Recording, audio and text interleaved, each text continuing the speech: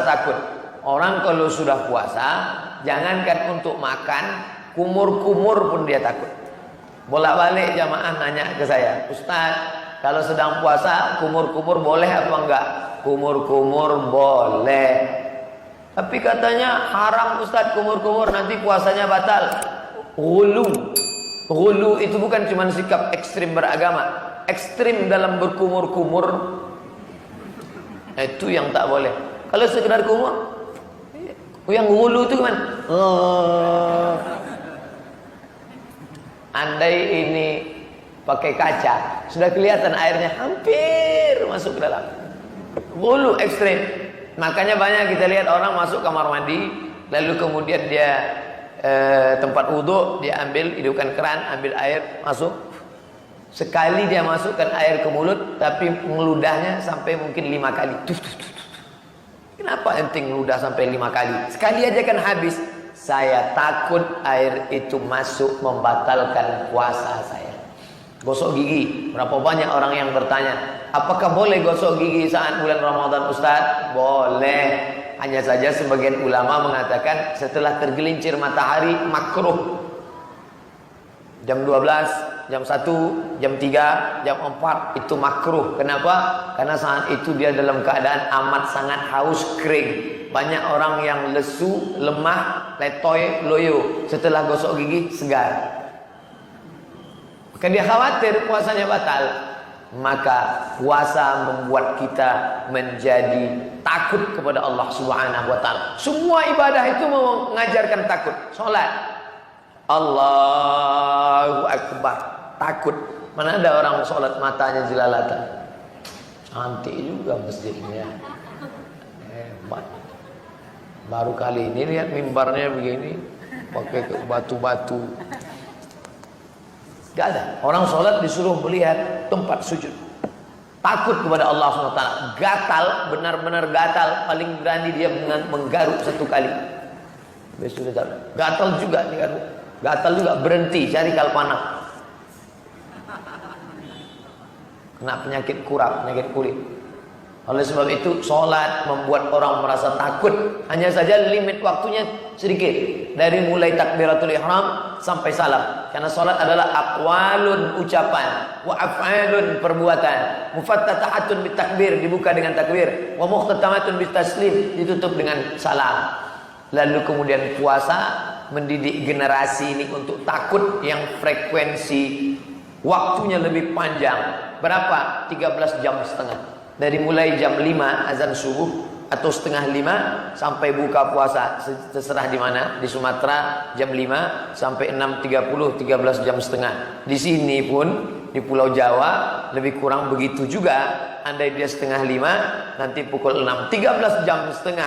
Selama 13,5 jam itu takut ngelihat sembarangan, puasa saya rusak. Takut berkata yang tidak benar, puasa saya rusak. Idza qulta li sahibika ansit, kalau kau katakan kepada saudaramu ketika khatib sedang naik khutbah Jumat, tiba-tiba engkau katakan kepada teman di sebelahmu, diam, faqad laghauta, engkau sudah melakukan perbuatan lagha. Wa man lagha fala jum'atalah, siapa yang melakukan perbuatan lagha tiada Jumat baginya.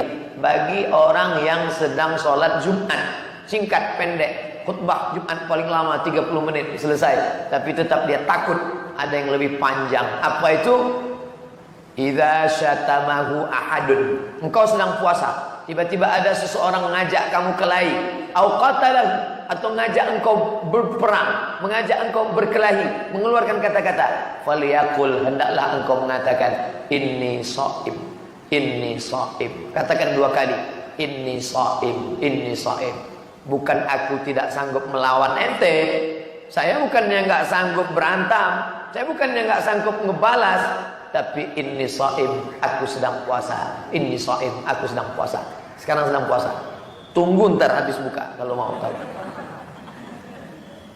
Ditanamkan rasa takut kepada Allah Subhanahu wa taala. Krisis bangsa kita saat ini bukan krisis ekonomi. Kita bukan krisis politik, kita adalah krisis rasa takut. Seandainya pedagang-pedagang di pasar itu takut, maka tidak akan ada kecurangan timbangan. Hari ini apa yang terjadi? Semua timbangan curang. 10 on, sampai di rumah timbang 9,5 ons. Dia makan haram. Kalau dia jual beras 9,5 ons, 9,5 ons, hari itu yang belanja ada 10 orang, maka dia sudah curang setengah kilo. Bayangkan 1 tahun dia sudah makan harta uang haram kemana? Krisis ekonomi berawal dari krisis riba, karena orang tidak lagi takut makan riba. Takut. Kenapa macet total? Macet karena jalan kecil.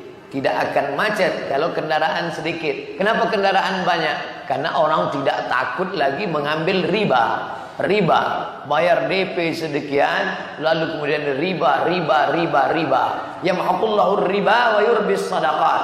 Allah akan mengecam, menghancurkan riba dan menumbuhkan sedekah.